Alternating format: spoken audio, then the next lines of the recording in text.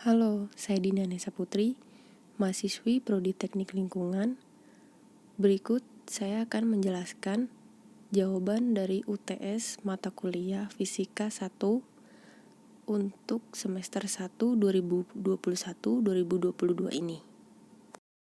Soal nomor 1. Jelaskan mengenai besaran pokok dan pengelompokannya, beserta satuannya. Jawabannya adalah besaran pokok adalah besaran yang menjadi dasar untuk menetapkan besaran lainnya. Berikut adalah tabel pengelompokan besaran pokok dan satuannya. Nomor 1, nama besarannya adalah panjang dan satuannya meter. Yang kedua, berat atau massa itu satuannya kilogram. Yang ketiga, waktu satuannya sekon. 4, kuat arus listrik satuannya ampere. Nomor 5, suhu satuannya Kelvin. Nomor 6, intensitas cahaya satuannya candela. Nomor 7, jumlah zat satuannya mol. Soal nomor 2. Pengukuran menunjukkan angka 25,90 mm. Lalu gambarkan menggunakan mikrometer dan berikan penjelasannya. Jawabannya adalah hasil pengukurannya kan 25,90 mm. Ya. 25 adalah angka yang ditunjukkan oleh bagian sleeve atau tabung ukur. Yang mana di sebelah sini ini adalah tabung ukur dalam mikrometer. Kemudian 90 atau 0,90 adalah angka yang ditunjukkan oleh bagian timbel atau tabung putar, yang mana adalah yang sebelah sini, tabung putar. Jadi sesuai dengan gambarannya adalah ini 25 lalu 90 seperti ini. Soal nomor 3. Pengukuran menggunakan jangka sorong, yaitu 72,3 mm. Lalu gambarlah menggunakan jangka sorong dan berikan penjelasannya. Kalau yang sebelumnya adalah mikrometer, kalau yang ini adalah jangka sorong. Jawabannya diketahui hasil pengukurannya kan 72,3 mm. Lalu penjelasannya adalah skala utama yang dilewati adalah 70 ditambah 2 mm yang hasilnya 72 mm. Lalu skala nonius ketiga berhimpit dengan skala utama. Skala nonius adalah yang bawah, utama yang atas. Namanya skala nonius atau skala Vernier. Kemudian kelebihan panjang adalah 3 dikali 0,1 mm sama dengan 0,3 mm. Lalu panjang benda adalah 72 mm ditambah 0,3 mm hasilnya 7,3 mm. Ini adalah gambaran pengukuran dari jangka sorongnya. Yang bagian sini adalah skala utama, yang bawah adalah skala nonius atau skala Vernier. Soal nomor 4. Apa bedanya vektor 2 dimensi dengan vektor 3 dimensi? Berikan penjelasannya. Jawabannya adalah vektor 2 dimensi adalah vektor bidang yang memiliki arah ke sumbu X dan ke sumbu Y. Sedangkan vektor 3 dimensi adalah vektor ruang yang memiliki arah ke sumbu X, arah ke sumbu Y, lalu arah ke sumbu Z. Soal nomor 5.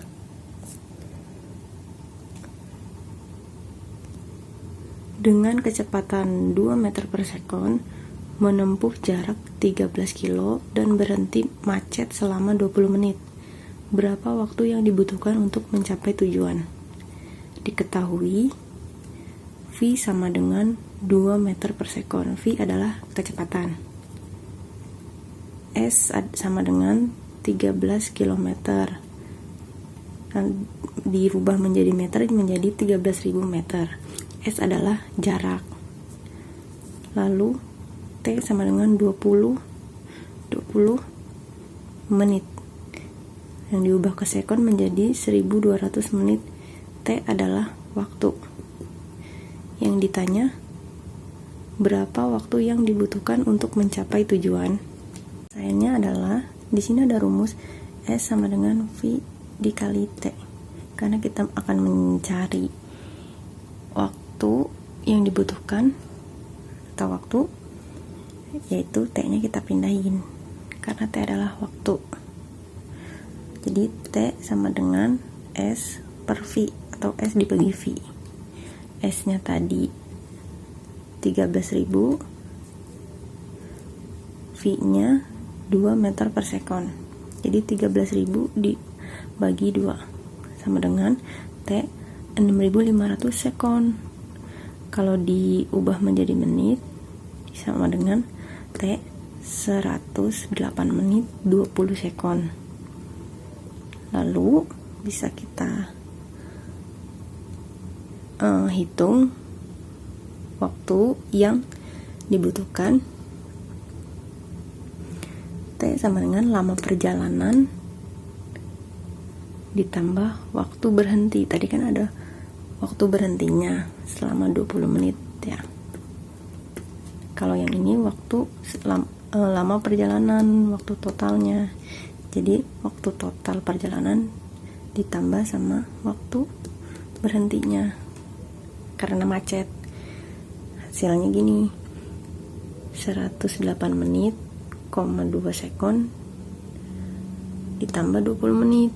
Hasilnya adalah 120 menit, 20 sekon. Pada soal nomor 6, pertanyaannya, benda dilempar ke bawah dari ketinggian 1 km dari permukaan tanah.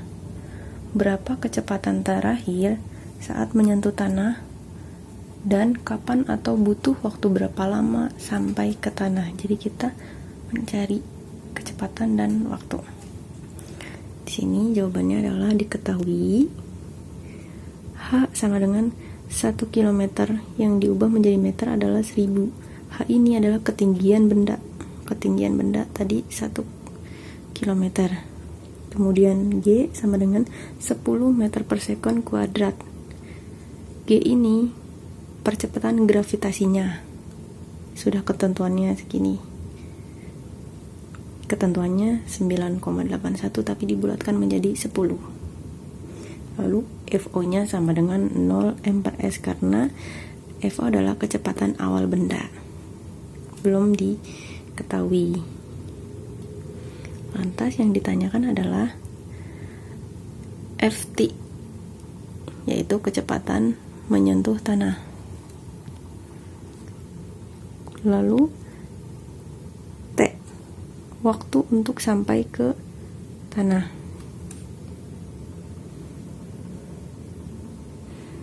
Oke, penyelesaiannya kita mencari waktu dulu, yaitu memakai rumus GLBB, yang mana rumusnya adalah H sama dengan FO T ditambah 1/2 dikali G dikali T kuadrat. Lanjut, 1000 sama dengan 0 karena VO nya belum ada, belum diketahui. 0 T dalam kurung ditambah 1/2 dikali 10 dikali T per 2. Kemudian 1000 sama dengan setengah dikali 10, jadinya turun, dikali T2 juga. Lantas jadinya 1000 ditambah 5, 1000 tambah 5, 1000 sama dengan 5T. 5T dapat dari setengah dikali 10.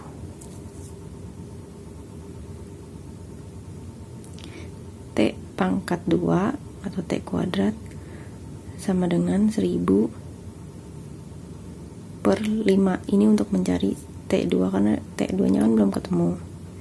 Jadi T2 sama dengan 1000 per 5, yang mana hasilnya adalah T2 sama dengan 200. Kalau dijadikan akar jadi akar 200. T adalah akar 200. Disederhanakan lagi, akar 200 dikali 2, hasilnya 10 akar 2, yang mana disederhanakan menjadi sekon, yaitu 14 sekon. Ini hasil dari waktu, jadi waktunya adalah 14 sekon. Kemudian sementara mencari kecepatan terakhir menyentuh tanah, caranya begini.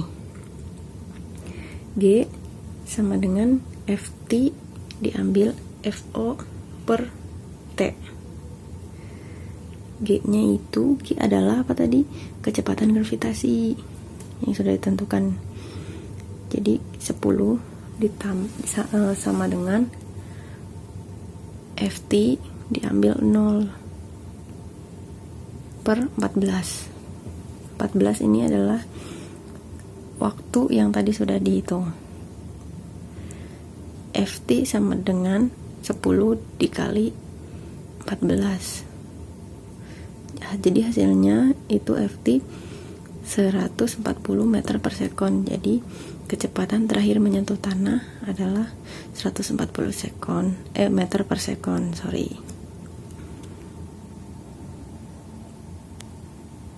Soal nomor 7. Pertanyaannya adalah, seseorang berjalan ke utara 5 kilo, kemudian ke timur 6 kilo, lalu berjalan ke utara lagi 10 km dengan kecepatan 3 km per jam dan sempat beristirahat 20 menit. Jadi, berapa jarak, kelajuan, perpindahan, dan kecepatannya? Diketahui kan tadi ke utara 5 kilo pertama, lalu ke timur 6 kilo, lalu ke utara lagi 10 kilo. Lalu kecepatannya adalah 3 km per jam dan waktu istirahat 20 menit. Yang ditanyakan adalah jarak, kelajuan, perpindahan, dan kecepatan. Penyelesaian.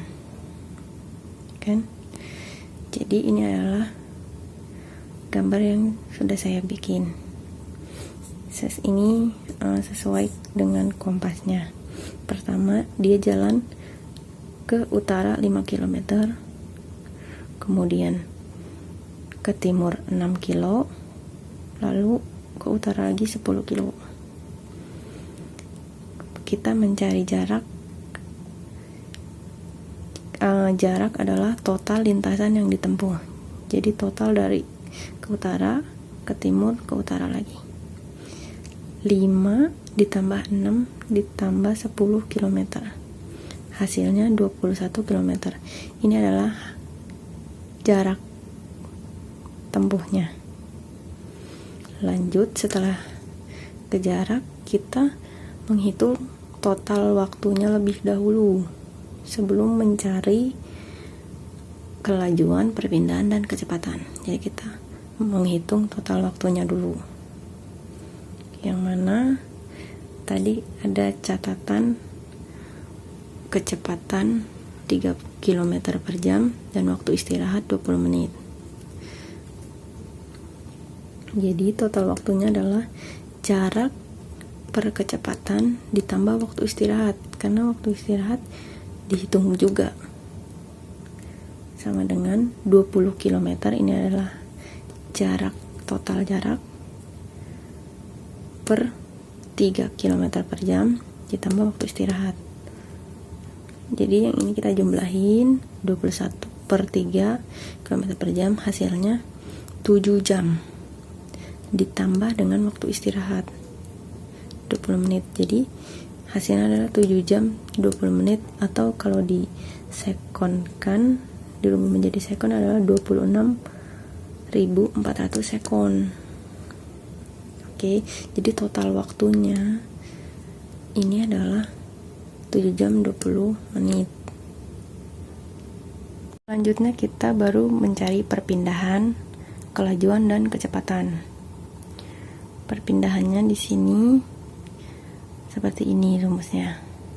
Jadi perpindahan sama dengan akar 6 kuadrat ditambah 15 kuadrat kilometer. Ini dari mana? Ini adalah jarak yang ditempuh. Nah, kan yang ke timur cuma 6, 2 ini ke utara, 5 dan 10 ditambah jadi 15. Yang ini sendiri ke timur, jadinya perpindahannya seperti ini. Yang ini jarak timur, yang ini total jarak utara. Hasilnya akar 36 ditambah 225 km. Hasilnya akar 261 km, atau yang sudah disederhanakan menjadi 16,16 km. Ini hasil perpindahan. Lanjut, kita mencari kelajuan. Kelajuan rumusnya adalah jarak dibagi waktu, sama dengan jaraknya kan tadi totalnya 21 km, dan total waktunya juga 7 jam 20 menit. Hasilnya adalah 2,86 km per jam. Jadi kelajuannya adalah 2,86 km per jam. Sorry. Untuk kecepatan, mencari kecepatan adalah perpindahan dibagi waktu, yaitu perpindahan tadi kita sudah dapat 16,16 km. Total waktunya 7 jam 20 menit. Jadi sama dengan adalah hasilnya 1,07 km per jam. Ini hasilnya kecepatan.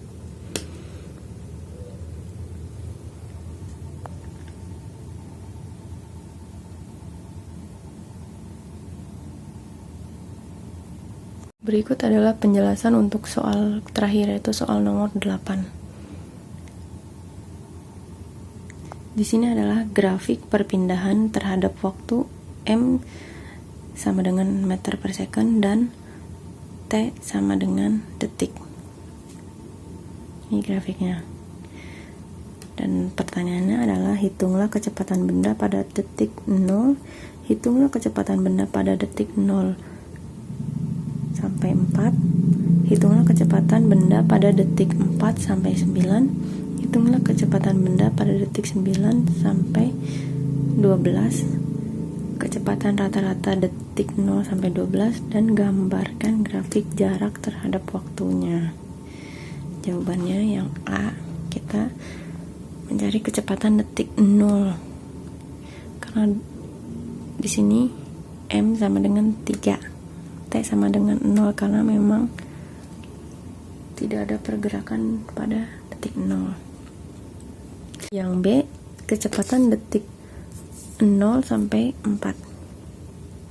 Diketahui X1 sama dengan 3, X2 sama dengan 5, T1 sama dengan 0, T2 sama dengan 4. Rumusnya adalah XT sama dengan X2 diambil X1 per T2 diambil T1. Sorry, ini kurang jelas T-nya. Oke. Yang mana kalau diangkakan 5 diambil 3, 4 diambil 0, sama dengan 2/4. Lalu disederhanakan lagi menjadi 1/2 meter per sekon. Untuk C, kecepatan detik dari 4 sampai 9. Diketahui X1 sama dengan 5, X2 sama dengan 4, T1 sama dengan 4, T2 sama dengan 9.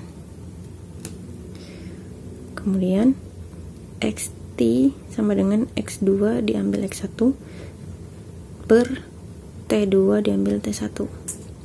Bila diangkakan menjadi 4 diambil 5 per 9 diambil 4. Hasilnya min 1 per 5 meter per sekon. Yang D, kecepatan detik 9 sampai 12 atau ke 12. Diketahui x1 sama dengan 4, x2 sama dengan 4 juga, t1 sama dengan 9, t2 sama dengan 12.